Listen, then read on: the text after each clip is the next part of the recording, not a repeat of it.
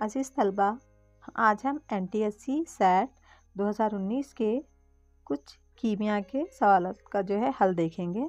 इससे पहले भी मैं बता चुकी हूँ कि साइंस से जुमला 40 सवालात पूछे जाते हैं इसमें, जिसमें तबियात से 13 सवालात आते हैं, कीमिया से 13 सवालात और हयातियात से 14 सवालात, यानी टोटल 40 सवालात साइंस से, 40 सवालात समाजी से और 20 सवालात इल्म रियाजी से पूछे जाते हैं। इससे पहले मैं आपको तबियात के तमाम मसाइल हल करके बता चुकी हूँ कि किस तरह के सवालात पूछे जा सकते हैं, एक आइडिया आपको रहना बोल के। अब हम देखेंगे केमिस्ट्री के कुछ मसाइल का हल या केमिस्ट्री के कुछ सवालात के जवाबात हम जानने की कोशिश करेंगे। तो आइए, यहाँ तक कितने सवालात तो हो गए? 13 हो गए इसके फिज़िक्स के। अब 15वां सवाल 14th, तो 14वां सवाल क्या है यहाँ पे हमारा?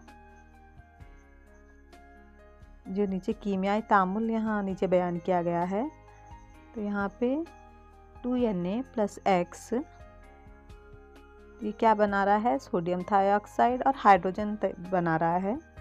और जब इस जो X मुरक्कब अंसर जो कुछ भी है, जब हम उसको गर्म करते हैं मुर्तकिज़ सल्फ्यूरिक तुरशे की मौजूदगी में, जब गर्म किया जाता है वो, तो हमें क्या हासिल हो रहा है? ईथीन हासिल हो रहा है और पानी हासिल हो रहा है। तो यहाँ ऑप्शंस दिए गए हैं कि वो X क्या हो सकता है। क्या वो CH3COH होगा, या CH3CHO होगा, या CH3CH2OH होगा, या CH3CH3 होगा। जब हम इसको गर्म करते हैं तो हमें यहाँ पर ईथीन हासिल होता है और पानी हासिल होता है। कौन सा मुरक्कब हो सकता है जो यहाँ पर इस तरह का तामुल हमें देगा?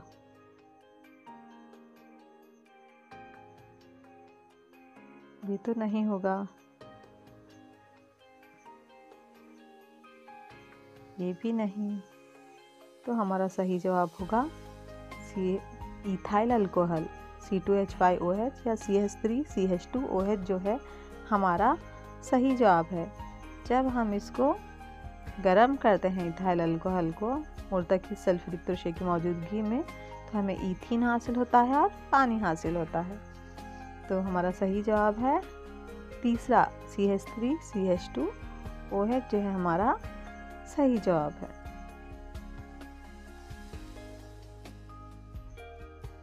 अब हमारा अगला सवाल देखेंगे। 15वां सवाल, इन नमकों को उनके आम नाम के साथ जोड़िए। जिप्सम, सब्ज वेट्राल, नीला वेट्राल, इप्सम नमक।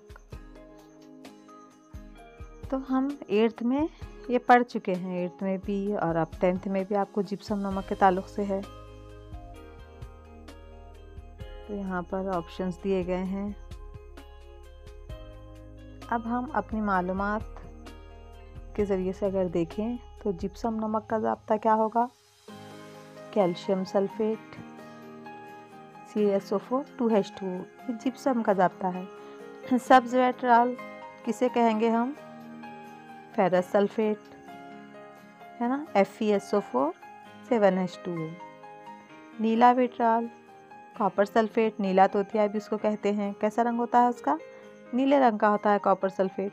तो कॉपर सल्फेट में हम कीला डालते हैं, तजुर्बा हम कर चुके हैं, ये शायद आप लोग भी स्कूल में किए होंगे कि कॉपर सल्फेट के महलूल में जब कीला डालते हैं तो वो फेरस सल्फेट बन जाता है, नीले से उसका रंग हो जाता है सब्ज। तो कॉपर सल्फेट का रंग नीला होता है। और इप्सम नमक, मैग्नीशियम सल्फेट की खलमा को इप्सम नमक भी कहा जाता है, बल्कि हम 8th में पढ़े हैं। तो यहाँ पर कौन सा ऑप्शन जो है यहाँ पर सही होगा?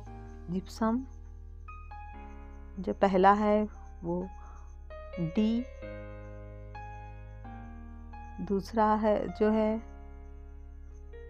वो C जो है करेक्ट है, तीसरा जो है वो B ऑप्शन है, और चौथा जो है वो A के साथ जुड़ रहा है।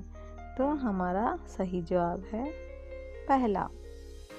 तो जिप्सम का क्या है फार्मूला? CaSO4 2H2O। और सब्सविट्राल किसे कहेंगे? फेरस सल्फेट, लोहे के सल्फेट को, आयरन सल्फेट। नीला विट्राल कॉपर सल्फेट, और इप्सम नमक मैग्नीशियम सल्फेट। तो हमारा जो जवाब है पहला जो है ऑप्शन वो सही जवाब है। आइए अगले सवाल की जानिब। क्या है नेक्स्ट हमारा अगला सवाल? मियारी दर्जे हरारत और दबाव पर आधा मोल गैस का घेराव करदा हजम कितना है? हम जानते हैं कि मियारी दर्जे हरारत और दबाव पर 1 मोल गैस का घेराव करदा हजम कितना होता है? 22.4 लीटर होता है। 1 मोल गैस का हजम होता है 22.4 लीटर। तो यहाँ कितना पूछा गया है? आधा मोल। तो 22.4 का आधा कितना हो गया? 11.2। बिल्कुल सही। तो 11.2 क्या है हमारा सही जवाब होगा। ये आपके मालूमात पर मुनहसर है कि आपको कितनी ये तमाम चीज़ें याद हैं, तो आप आसानी से इन मसाइल को जो है हल कर सकते हैं। तरह क्या है? दिए गए कीमियाई तामुल से मुतालिक दुरुस्त बयान का इंतखाब कीजिए। तो मैग्नीज डाइऑक्साइड एल्यूमिनियम के साथ तामुल कर मैग्नीज हासिल होता है हमें, एल्यूमिनियम ऑक्साइड और हरारत खारिज होती है। तो यहाँ पे 4 बयानात दिए गए हैं। हमें ये मालूम करना है कि इनमें से कौन से बयानात दुरुस्त हैं। आइए देखें। तामुल हरारतज़ा है, सही है ये ऑप्शन बयान कि ये तामुल हरारतज़ा होता है। एल्यूमिनियम एक तकसीदी ममासिल है, ये तो सही नहीं है। मैग्नीज डाइऑक्साइड तखफीफ पाता है, यहाँ देखिए मैग्नीज डाइऑक्साइड, अगर ये ऑक्सीजन खोता है तो हम कहते हैं कि उसकी तखफीफ हुई, अगर ये ऑक्सीजन हासिल करता है तो हम कहते हैं कि उसकी तकसीद हो रही है। ऑक्सीजन का हासिल करना तकसीद और ऑक्सीजन का खोना हम तखफीफ कहते हैं। तो यहाँ पर देखिए ये खो रहा है मैग्नीज और इसकी तखफीफ हो रही है, तो ये सही हो गया। और एल्यूमिनियम मैग्नीज से ज़्यादा कारगर होता है। देखिए क्या हो गया यहाँ, ये ऑक्सीजन, इसके साथ कौन तामुल किया? एल्यूमिनियम तामुल कर रहा है। तामुल कर कर यहाँ पे एल्यूमिनियम ऑक्साइड बना रहा है, यानी ये मैग्नीज से ज़्यादा कारगर है। तो डी भी सही है। तो यहाँ ऑप्शंस में कौन सा सही होगा? ए भी सही है, सी भी सही है और डी भी। तो ऑप्शन 1 जो है हमारा सही जवाब होगा। अब अगला सवाल है हमारा। अमोनिया गैस को इस पर गुजारकर खुश्क किया जाता है। मुर्तकिस H2SO4, क्या P2O5, या गैर आबीदा कैल्शियम क्लोराइड CaCl2, या कैल्शियम ऑक्साइड यानी क्विकलाइम। ये भी नहीं होगा। फास्फोरस पेंटॉक्साइड भी नहीं। गैर आबीदा कैल्शियम क्लोराइड, ज़्यादा हम क्या है गैर आबीदा बोलकर फ़ौरन इसको टिक करते हैं, पर इसका सही जवाब होता है कैल्शियम ऑक्साइड। क्विकलाइम इसका सही जवाब है, क्योंकि ये असासी खासियत रखता है और ये अमोनिया से तामुल नहीं करता। इसलिए NH3 जो अमोनिया है, इस गैस को क्विकलाइम पर से गुजारकर खुश्क किया जाता है।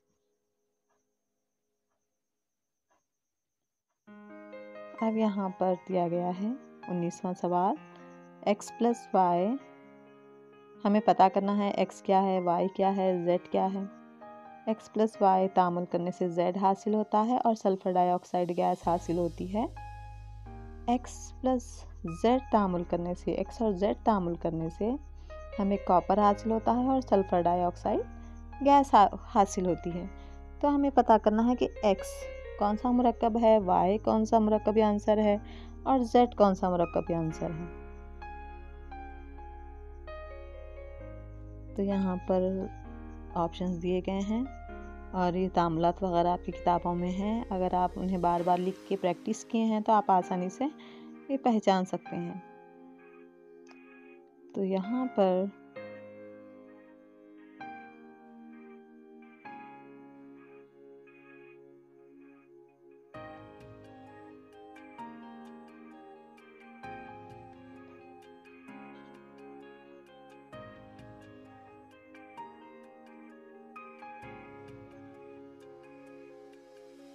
कॉपर सल्फाइड,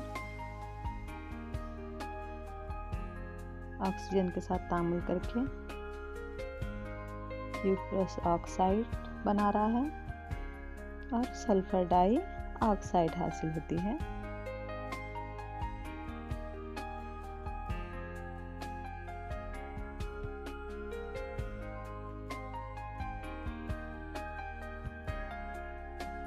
क्यूप्रस सल्फाइड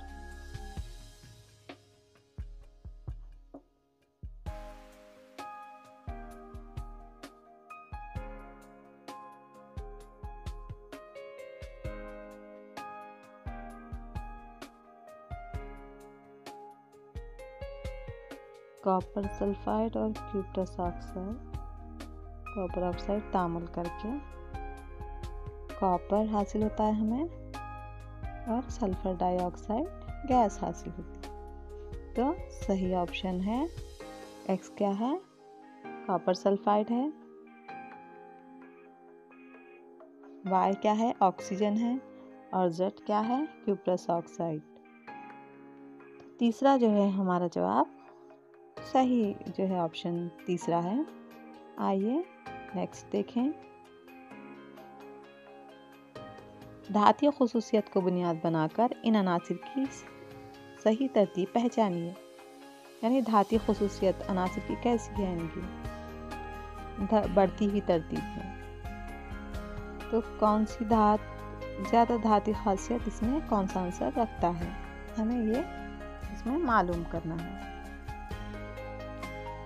हम जानते हैं कि धातीय खासियत जैसे जैसे हम ग्रुप में नीचे आते हैं बढ़ती जाती है और जैसे जैसे हम मियाद में बाएं से दाएं जाते हैं धातीय खासियत घटती जाती है।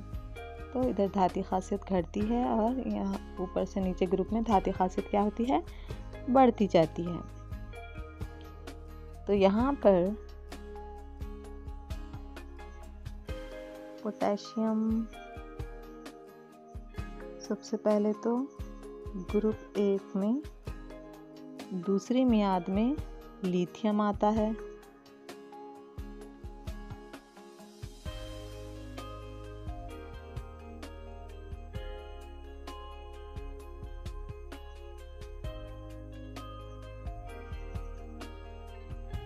तो यहाँ पर ग्रुप 1 और दूसरे पीरियड में क्या आता है, लिथियम आता है, लिथियम। उसके बाद नेक्स्ट ग्रुप 2 में तीसरे पीरियड में मैग्नीशियम आती है, मैग्नीशियम धात। फिर ग्रुप 1 में तीसरे पीरियड में सोडियम और ग्रुप 1 में चौथे पीरियड में पोटेशियम। तो जैसे जैसे हम ऊपर से नीचे आते हैं धातीय खासियत बढ़ती है और बाएं से दाएं जाने पे धातीय खासियत घटती है। तो इस लिहाज से धातीय खासियत यहाँ पर लिथियम से ज़्यादा किसकी रहेगी, मैग्नीशियम। लिथियम से ज़्यादा मैग्नीशियम, मैग्नीशियम से ज़्यादा सोडियम की रहेगी और सोडियम से ज़्यादा पोटेशियम की रहेगी। तो इस तरह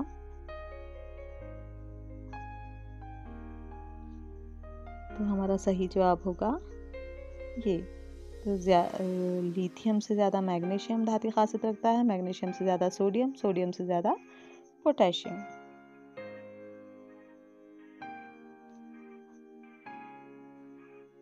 अब यहाँ पे देखिए,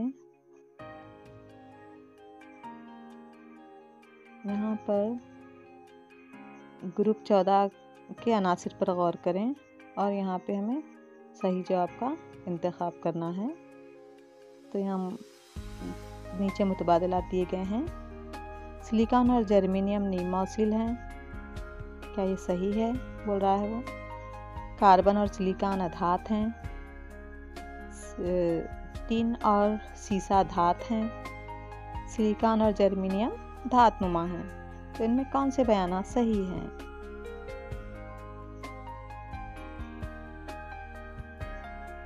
सिलिकॉन और जर्मेनियम नीम मौसिल हैं, सही है ये। कार्बन और सिलिकॉन अधात हैं, देखेंगे। टीन और सीसा धात हैं, सही है। सिलिकॉन और जर्मेनियम धातुनुमा हैं, सही है। तो इसमें जो है पहला, तीसरा और चौथा जो है जवाब ये सही हैं।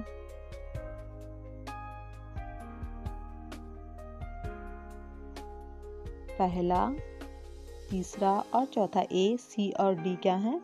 हमारे सही जवाब हैं। तो ऑप्शन 3 क्या है? हमारा सही जवाब होगा। सिलिकॉन और जर्मेनियम नीम मौसिल हैं। कार्बन और सिलिकॉन अधात हैं बोलकर दिया है, लेकिन सिलिकॉन धातुनुमा बोलकर भी है। और टीन और सीसा धात हैं, सही। सिलिकॉन और जर्मेनियम धातुनुमा हैं, तो ये भी सही जवाब है। इस तरह जो है ए, सी और डी ये सही बयानात हैं। अब यहाँ पर अगला सवाल है हमारा 22वां सवाल। मंदरजा झैल बयान SO2 से मुतालिक है लेकिन H2S से मुतालिक नहीं है ये। तो क्या है बयानात? ये गैस पानी में हल पजीर है, सल्फर डाइऑक्साइड पानी में हल पजीर है कह रहा है वो। ये एक तकसीदी और तखफीफी कारिंदा है। ये एक दोहरा असासी तुरशा है, नहीं, ये असासी खासियत नहीं है सल्फर डाइऑक्साइड में, तुरशई खासियत ज़ाहिर करता है वो। इसको आसानी से माए में तब्दील किया जा सकता है, नहीं। तो ये एक तकसीदी और तखफीफी कारिंदा है। तो दूसरा जो है हमारा जवाब ऑप्शन सही होगा कि ये एक तकसीदी और तखफीफी कारिंदा है। तकसीदी और तखफीफी एजेंट की तरह ये काम करता है। कौन? Sulphur dioxide. 30वां सवाल है हमारा। यहाँ पे बयान क्या है? लोहा गर्म करने पर नहीं जलता।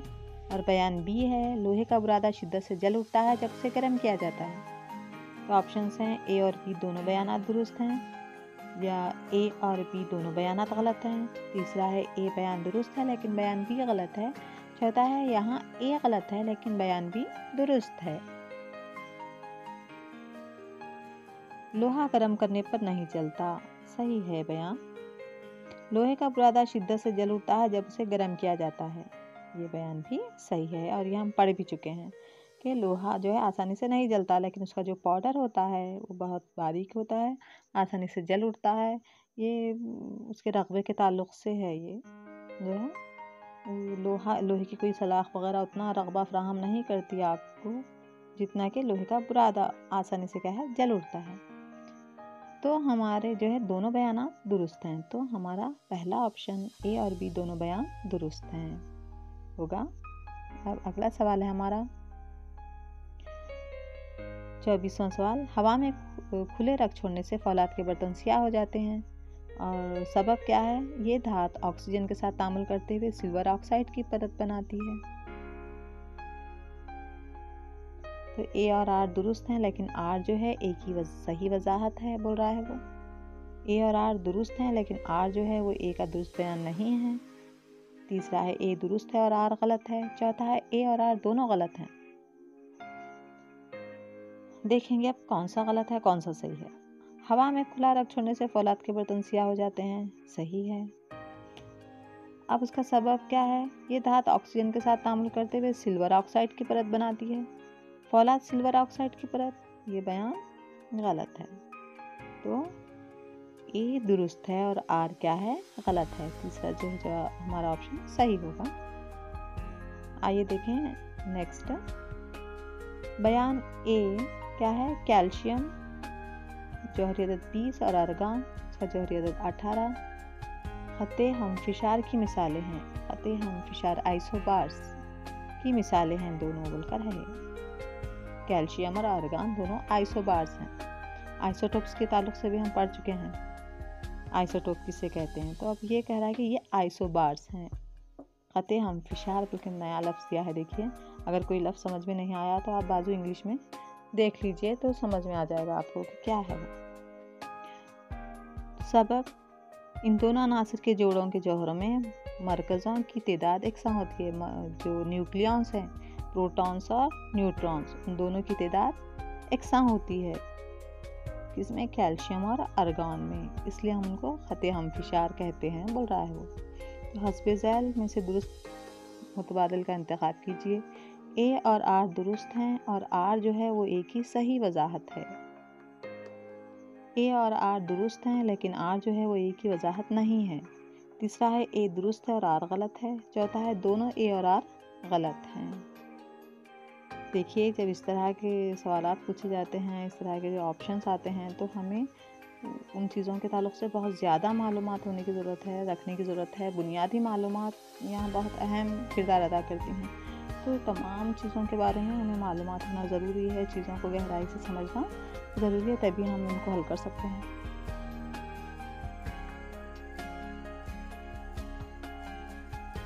कैल्शियम और आर्गन खते हमफिशार की मिसालें हैं, सही है ये ऑप्शन। और इन दोनों अनासर के जोड़ों के जौहरों में उनके जो मरकज़ें हैं, उनमें प्रोटॉन्स और न्यूट्रॉन्स यानी न्यूक्लियॉन्स की तादाद एकसां होती है। ये भी सही जवाब ऑप्शन है। तो इस तरह से ए और आर दुरुस्त हैं और आर जो है वो ए की सही वजाहत है। तो ये जो है पहला जो है हमारा सही ऑप्शन होगा।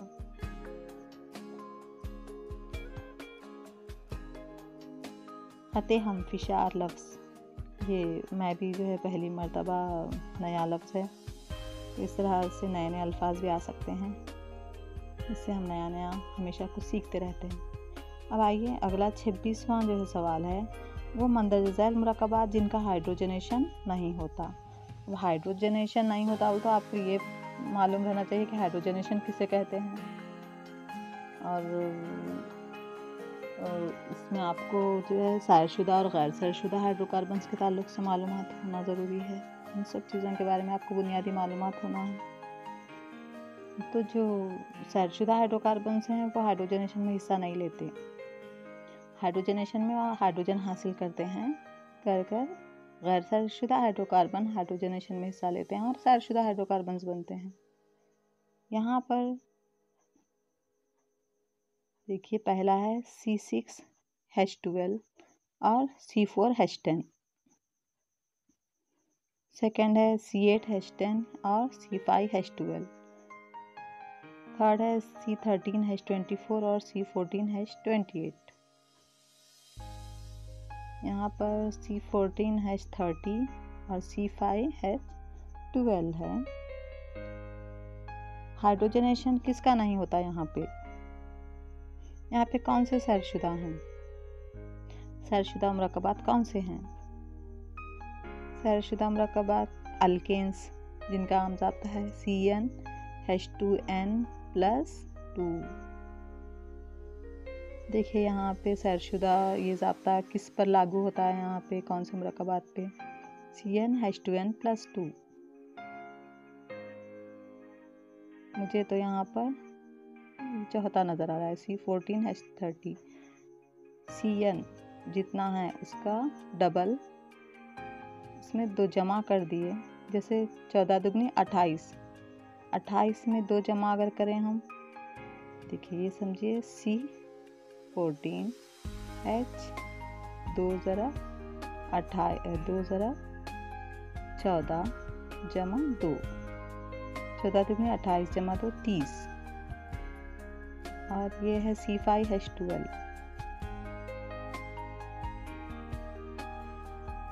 C5H12 Cn यहाँ ज़ाब्ता डालेंगे अल्केन का H2n+2, तो C5H 2 ज़रा 5 जमा 2 कितना हुआ? C5H12।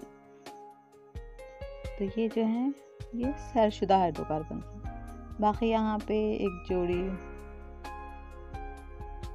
ये भी नहीं है, C8H10 ये शायरशुदा है लेकिन ये है C5H12, लेकिन ये नहीं है। और यहाँ पर ये है पर ये नहीं है। इस तरह कौन सा करेक्ट हो गया हमारा? चौथा ऑप्शन। ये मुरक्कबात क्या है? हाइड्रोजनेशन में हिस्सा नहीं लेते या इनका हाइड्रोजनेशन नहीं होता।